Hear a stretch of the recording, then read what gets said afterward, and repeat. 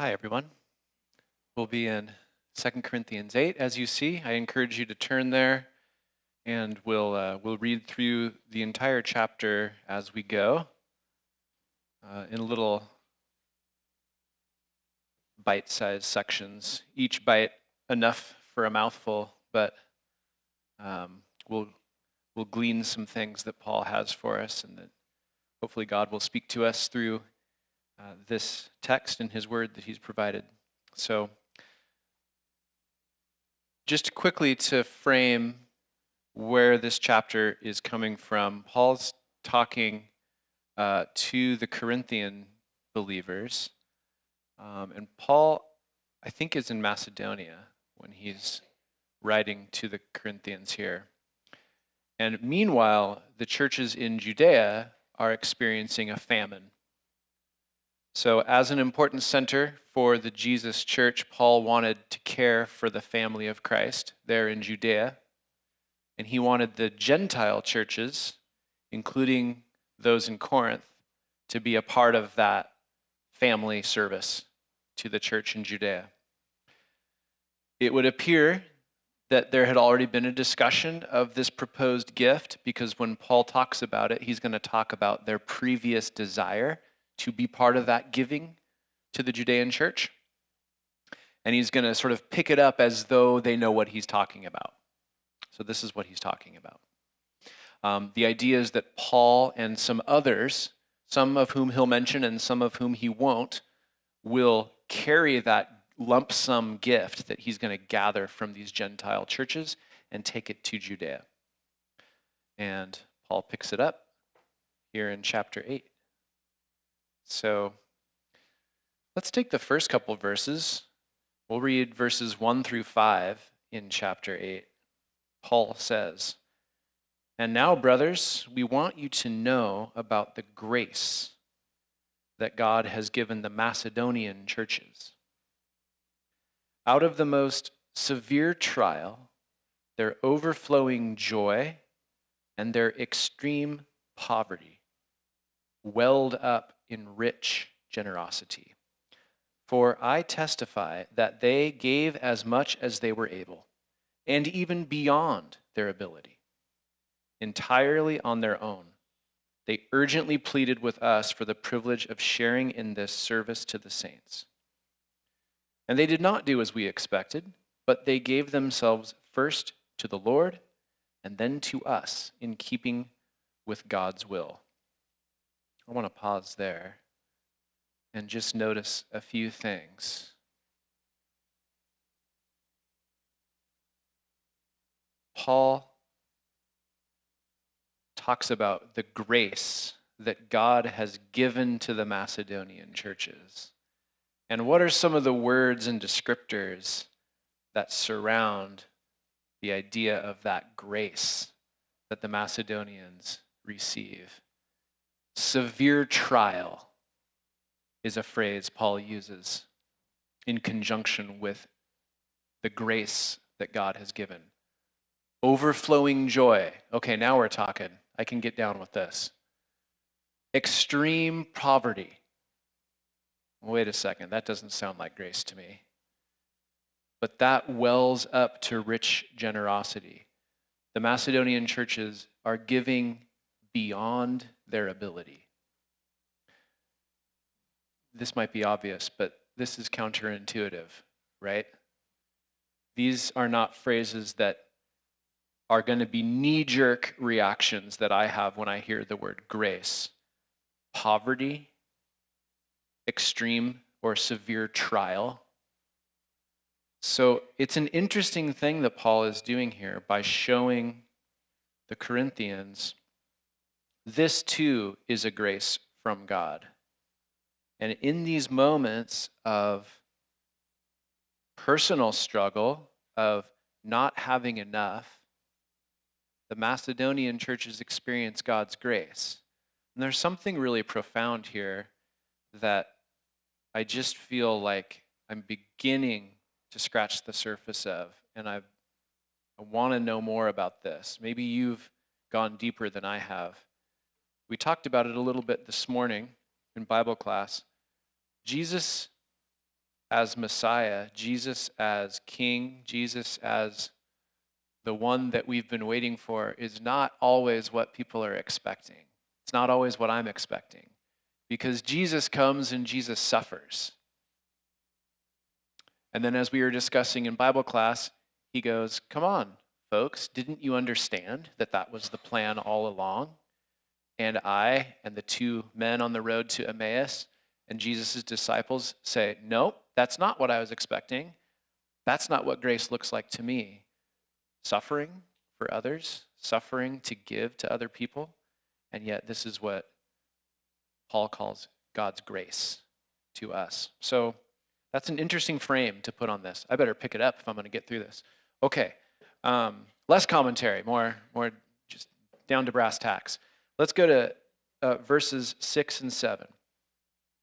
So Paul says, so we urged Titus, since he had earlier made a beginning, to bring also to completion this act of grace on your part. But just as you excel in everything, in faith, in speech, in knowledge, in complete earnestness, and in your love for us, see that you also excel in this grace of giving. Okay, so another little aspect of grace there. They get to participate in the grace that they've received, and they get to sort of give that grace to those who need it. Okay, and then here we see Paul urging for the first time, and he'll do it again, the idea of completing what you say that you want to do. Talk is cheap. If you're familiar with the movie The Princess Bride, a great line from that movie, we are men of action. Lies do not become us. You can say whatever you want. You can say that you have a strong desire to give. You can plan grandly, but there's something that you need to follow through. Most people can experience bursts of goodness. The trick is to sustain it, to be consistent, day in and day out, to be reliable. The image I like to give my students, purely because it amuses me, is when I have a student who's very reliable and turning in work all the time, I like to refer to them as a Toyota Camry. I say, you're as reliable as a Toyota Camry. I think the Hans-Peter family appreciates the Toyota dependability, as we are beginning to do in our family. This is the trick, is not to have these bursts of intention, but to follow through. And so Paul says, see that you also excel in the grace of giving. Are you doing well in your faith? Are you believing in and acknowledging and trusting in God more than you used to? Is your speech improving? Is your knowledge of Scripture? Is your knowledge of God? Is your earnestness increasing? Those are good things. Paul says, see to it that you also excel in giving. Let's look at verses 8 and 9. Paul says, I'm not commanding you, but I want to test the sincerity of your love by comparing it with the earnestness of others.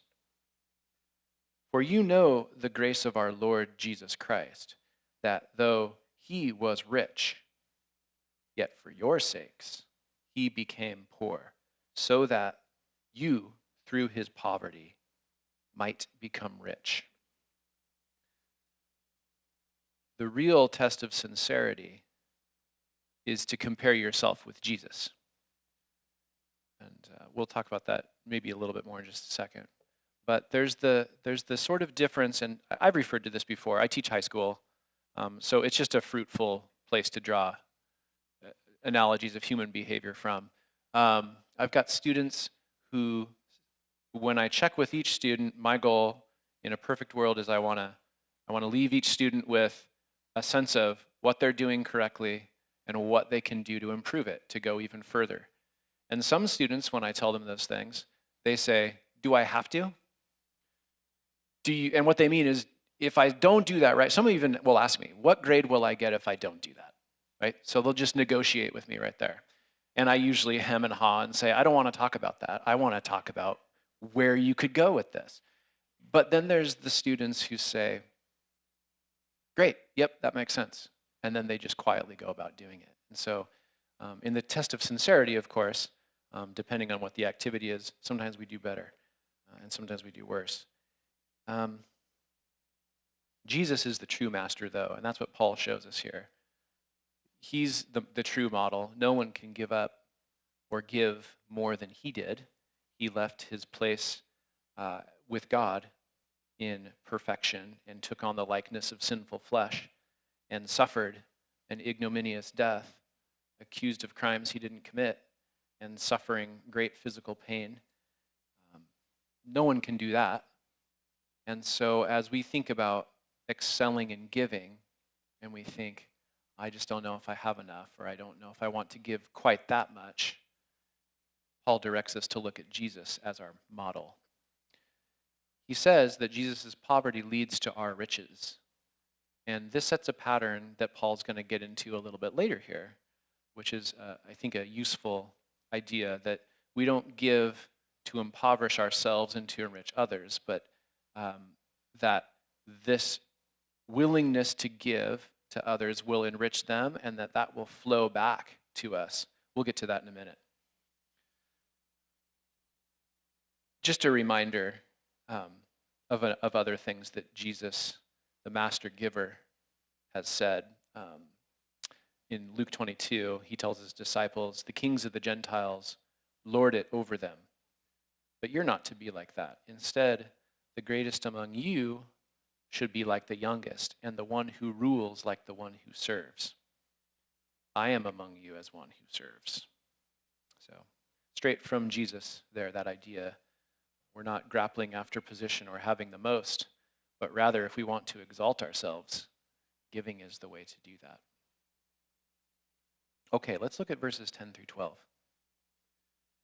Here's my advice, says Paul, about what's best for you in this matter. Last year, you were the first not only to give, but also to have the desire to do so. Now finish the work, so that your eager willingness to do it may be matched by your completion of it, according to your means. For if the willingness is there, the gift is acceptable, according to what one has, not according to what he does not have.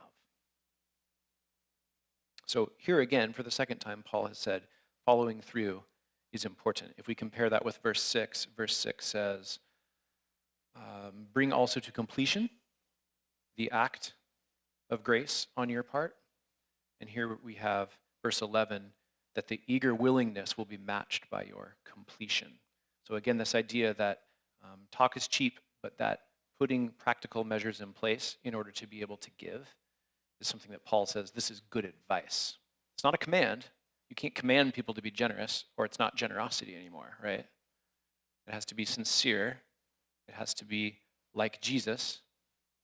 And then there's got to be some practical follow-through. So I like the melding of what we might call the sort of the intention or the spirit, and then also the practical, the body working together there.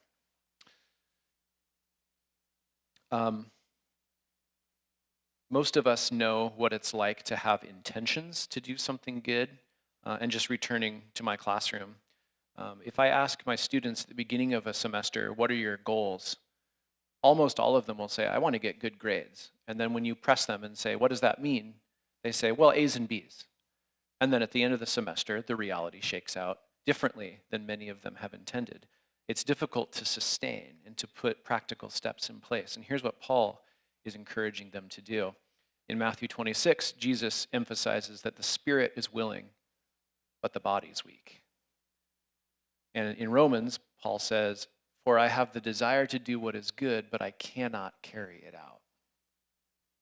And we're glad that those verses are in the Bible, because that's how we feel much of the time.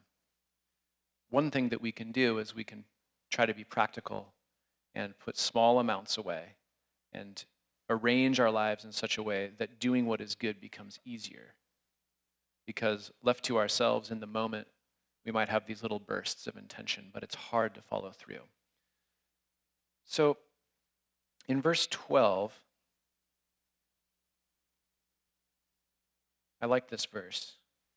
For if the willingness is there, the gift is acceptable, according to what one has, not according to what he does not have. It almost seems a little bit like a riddle or something Yoda would say or something that is trying to trick you. I think what it means is kind of like that ridiculous Christmas song, The Little Drummer Boy. If we're going to do The Little Drummer Boy, I'd like that song.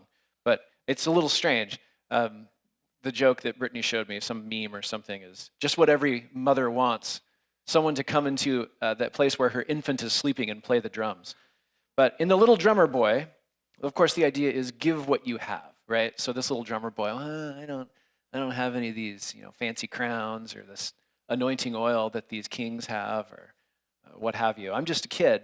What have I got? Well, you got apparently a snare drum strapped on, and so as one does. But the idea is you give what you have, right? And isn't there another Christmas song about that? I will give him my heart, right? If I were a king, I would give him this. If I were a shepherd, I'd give him this. But I'm not one of those things, but I can give him my heart. Don't worry about comparisons, in other words. We don't have to worry about the person next to us who's giving maybe a larger amount or in a more recognizable way. We don't need to think that a gift is too small, because Paul says, if the willingness is there, the gift is acceptable according to what you have. So if you have a little bit and you give a little bit and the intention is good, then that is an acceptable gift. Sincerity and intentions seem to matter here, and I'm glad that they do, because we don't all have the same amount of stuff. We don't all have the same amount of energy. We don't all have the same amount of talent or experience or training. And these are all different ways that can help us give. We typically think of financial, and I think mostly Paul's talking about a financial gift here to provide for being able to purchase food in Judea. But of course, in our contexts, there are other things that we can give of as well. Our prayers, our listening, our concern. And these things might seem small, but here Paul says it's acceptable according to what you have. Let's look at verses 13 through 15. Our desire is not that others might be relieved while you are hard-pressed, but that there might be equality. At the present time, your plenty will supply what they need, so that in turn their plenty will supply what you need. Then there will be equality. As it is written, he who gathered much did not have too much, and he who gathered little did not have too little. Here in verse 15, Paul's referring to the story in Exodus when the people of Israel are in the wilderness and they sort of have to contend with the question, what are we going to eat out here? And God sends them the manna, right, that shows up with the dew, and he tells them, hey, I'm providing this food for you. Each morning, go out and get what you need to feed your family. And if you've got a big family, get a bunch. And if you've got a small family, get a little bit. And it says the one that gathered a lot didn't have too much, and the one who gathered a little didn't have too little. If you recall the rest of that story that Paul's referring to,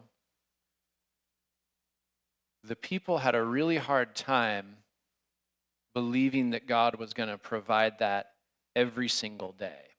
And they especially tripped up when he made the arrangements for the Sabbath day. He said, the day of the Sabbath, I'm going to provide twice as much for you so that you can gather it up, and that way you don't have to go out and pick it up on the Sabbath day. You can rest instead. And people had a real hard time with that, right?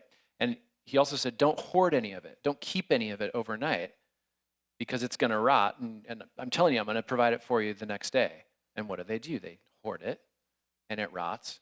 And he goes, for Pete's sake, these people, they don't trust me. Well, of course, we're glad this is in the Bible too, at least I am, because this is this is our fear, I think, with giving, or at least it's one of my fears, is that, well, don't I need to provide a surplus for tomorrow? You know, the parable of the guy who um, has a great harvest and builds bigger barns to hold all his grain. That guy makes sense, right? I got a lot of grain. I'm going to put it in a big barn so that I can take it easy and not have to slave away and not have to worry when there's maybe not a good harvest later. And Paul is showing us a very different way of thinking about our stuff and our security. He says, give now from your stores that you've maybe got for tomorrow or next week. Give to those who need it. And then later, if you need something, they'll give back. That's a very risky proposition, because what if they don't give back? And these are the fears that I think sometimes keep us from being willing to give. What if I lose? What if my net gain is in the negative? What if I give my time here and I don't get a lot out of it? What if I give money and then it's just gone and then I go through hard times? Who's going to get my back? And so this reveals, I think, essentially a lack of trusting that God's going to come through for us. I'm getting behind my bullet points. Let's see. Oh yeah, we talked about all those things. I did a really good job of saying all this without looking at the bullet points. I want everyone to acknowledge that. It does relate also, I think, to Jesus's model prayer for us in the Gospels, where he teaches those who are following him to say to the Father, give us our daily bread. Not tomorrow's bread, not next week's bread. Not grow my investment portfolio so that I don't have to pray this anymore. I have a friend who is fond of saying, we like to pray that God will arrange our life in such a way so that we won't have to have very much faith in him. And that has convicted me many times as I've been praying for things. So often I'm asking for security. And in Jesus' prayer, it seems like the security is like assumed. You know, God's the one who gives you your bread. And so, you know, you got the guy right there who you go to. Jesus is walking beside you. And so you can go to him. As Jesus says in Matthew 6, look at those birds of the air. They don't sow or reap or store away in barns, and yet your heavenly Father feeds them. So this stuff is pretty challenging. Certainly not any kind of an expert, but I can read the words, and so that's getting me this far. We can pray for each other that we would trust God enough to provide for us and that we would become very generous. Or you can pray for me that I'll become more generous. I'm probably the one who needs it the most.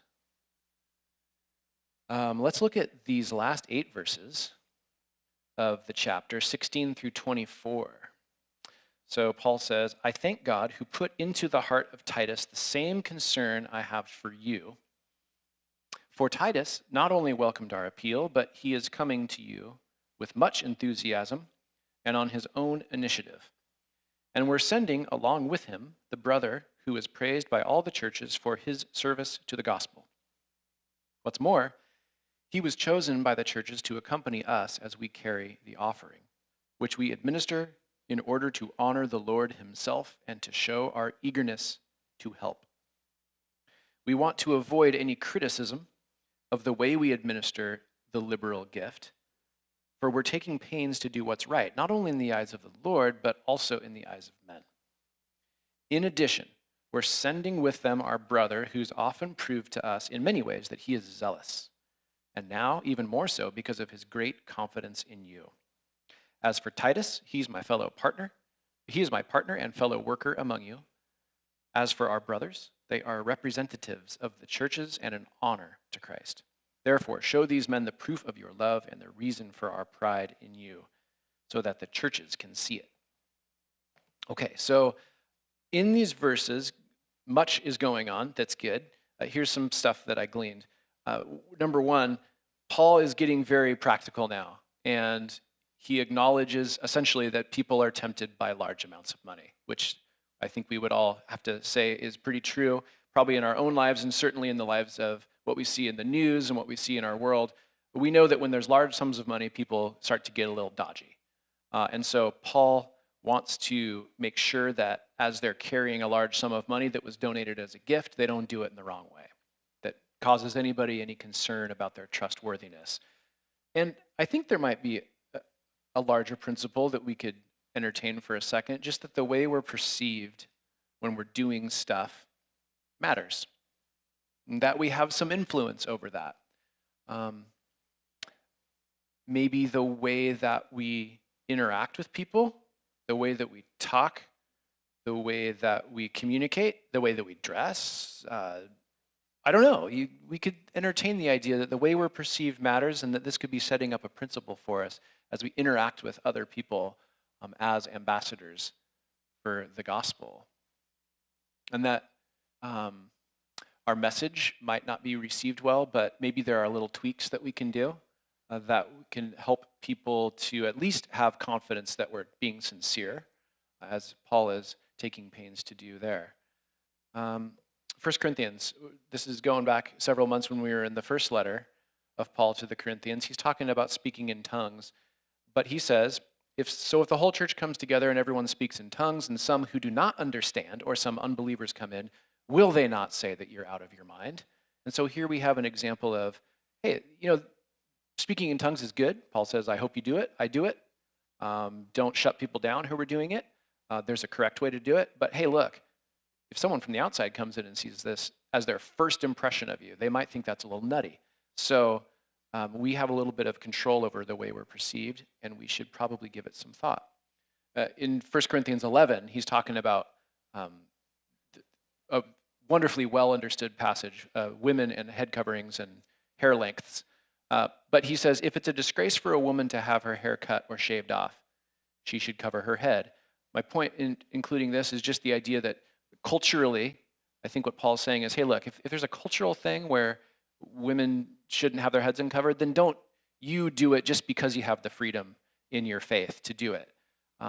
Hey, just because we're all Christians here and we're all given money to help others out, it doesn't mean you should just not take any concern about the way that your administration of that gift is perceived by others. You should still make a demonstration of, hey, this is all on the up and up. Here's the amount that we received.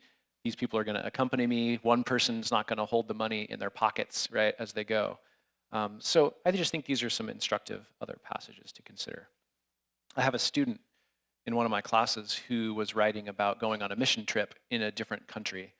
And one of the things that stood out to me as I was reading her writing is she was, and the people with her were instructed, be really careful about the way that you touch people in this culture. Don't go around. You might want to express your affection or love for them in a very demonstrative way, but that's not a thing that you have the right to do in their culture. It'll be perceived very weirdly.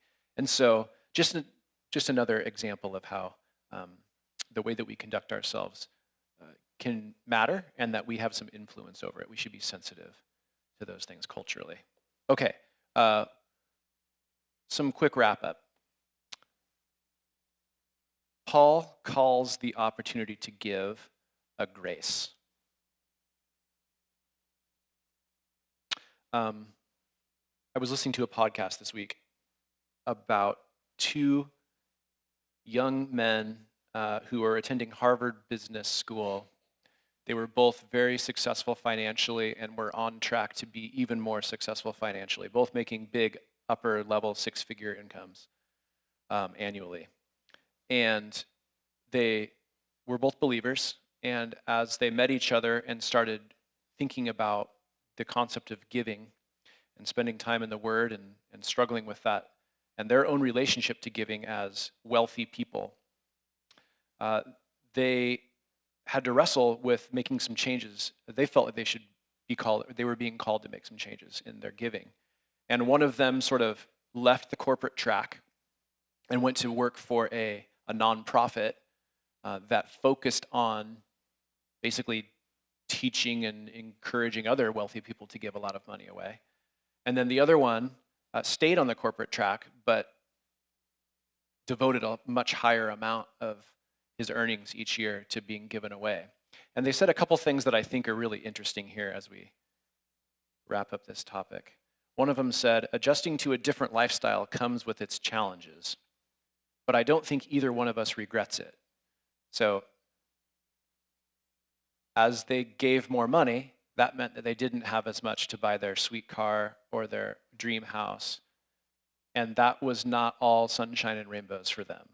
And so I think that's important to throw in there. And yet, they were both glad that they had made those changes. Another little quote, what was cool about it, said another one, was that I felt useful. Now I'm actively contributing. It's what drives the joy I'm able to experience. I know in just small ways, when I'm participating in service to the church body, that makes me more joyful. And it's something I've started to notice about myself, that when I'm not participating in a way that feels like I'm giving anything, I tend to get really kind of critical and confused. And so this was an interesting quote for me. And then finally, one of these gentlemen said, I would probably, the question was put to him, hey, let's say that you stayed on the corporate track and you're making, upper six-figure income all the time. How would you feel, do you think? And he said, I would probably think I was happy.